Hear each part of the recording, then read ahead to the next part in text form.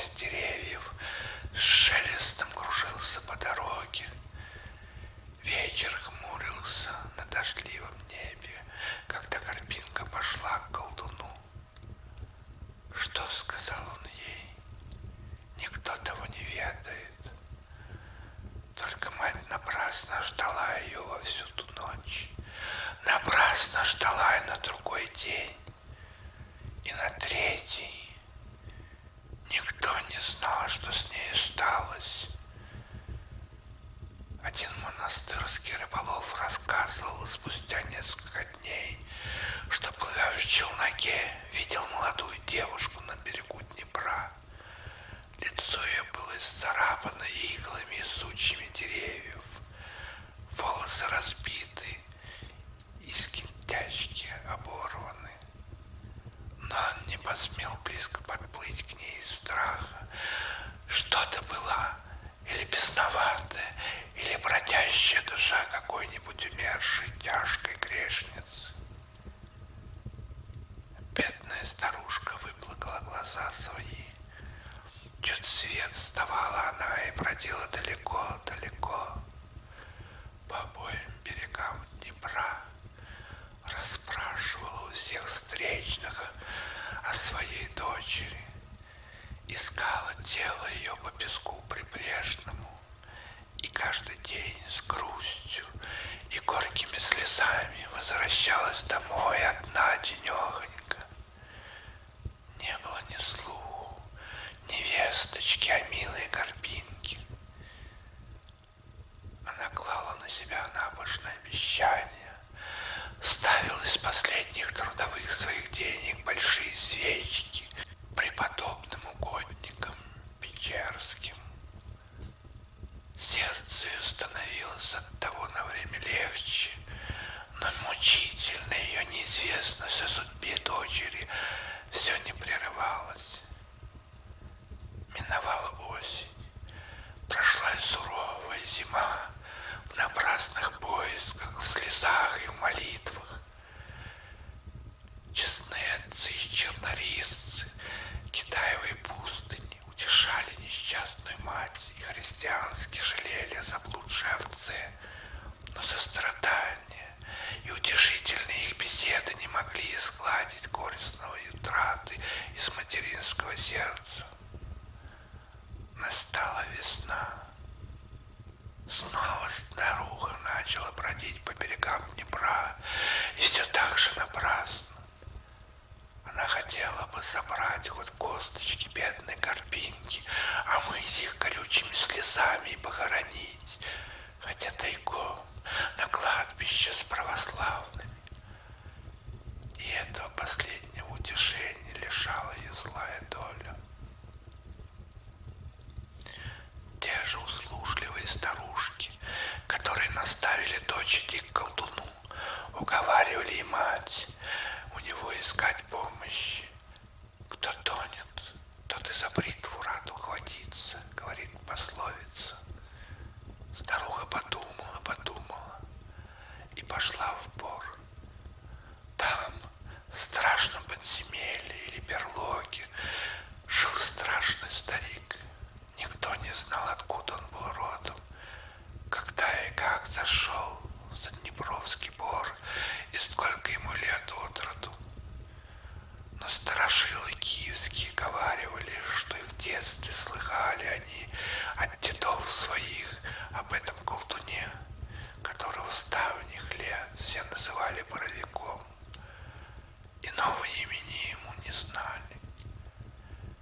Когда старая Фенна, мать Карпинки, пришла на то место, где по рассказам можно было найти его, то волосы у нее поднялись дыбом, и лихорадочная дрожь ее забила. Она увидела старика, скрюченного, сморщенного, словно выходца с того света. В жаркий майский полдень лежал он на голой земле под шубами против солнца и, казалось, не мог согреться. Около него был очерчен круг. В ногах у колдуна сидела огромная черная жаба, выпучив большие зеленые глаза, а за кругом кипел и вился клубами всякий гад. И уши, и змеи, и ящерицы. По сучьям деревьев качались большие нетопыри, а филины, совы и девятисметры дремали по верхушкам и между листьями. Лишь только появилась старуха, вдруг жаба трижды проквакала страшным голосом. Нетопыри забыли крыльями, филины и совы завыли, змеи зашипели, высунув кровавое жало, и закружились быстрее прежнего. Старик приподнялся, но, видя дряхлую, оробевшую женщину, он махнул черную ширинкою с какими-то чудными нашивками красного шелка, и мигом все исчезло с криком, визгом, вытьем и шипением. Одна жаба не слазила с места и не сводила глаз с колдуна. «Не входи в круг», — прохрипел старик чуть слышным голосом, как будто об этот голос выходил из могил. «И слушай, ты плачешь и тоскуешь об дочери. Хотела ли бы ты ее видеть?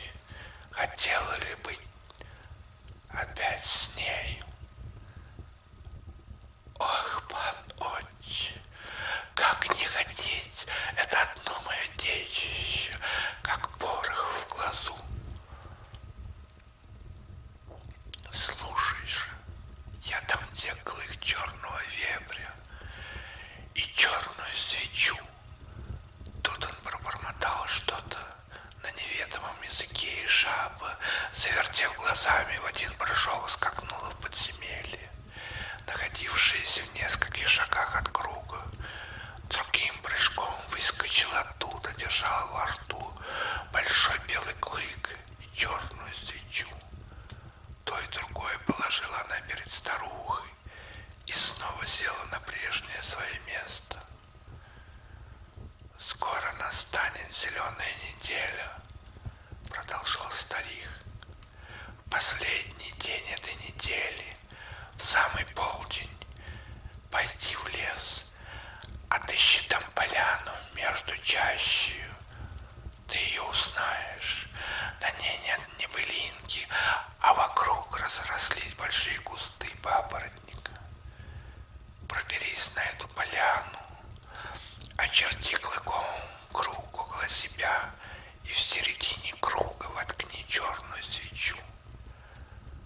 Скоро они побегут.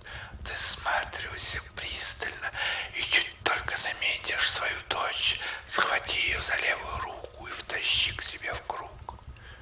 Когда же все другие пробегут, ты вынь свечу из земли и, держа ее в руке, веди дочь свою к себе в дом. Чтобы она не говорила, ты не слушай ее речей, и все веди ее, держа свечу у нее над головою.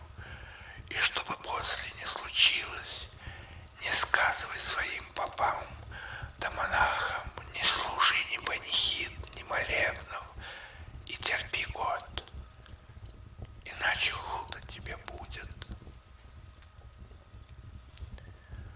Старухе показалось, что в эту минуту жаба страшно на нее покосилась и захлопала уродливым своим ртом. Бедная Фенна чуть не упала от испуга. Поскорее отдала она поклон колдуну и дрожащими ногами поплелась из сбора. Вот и закончился наш сегодняшний вечер, дорогой мой друг.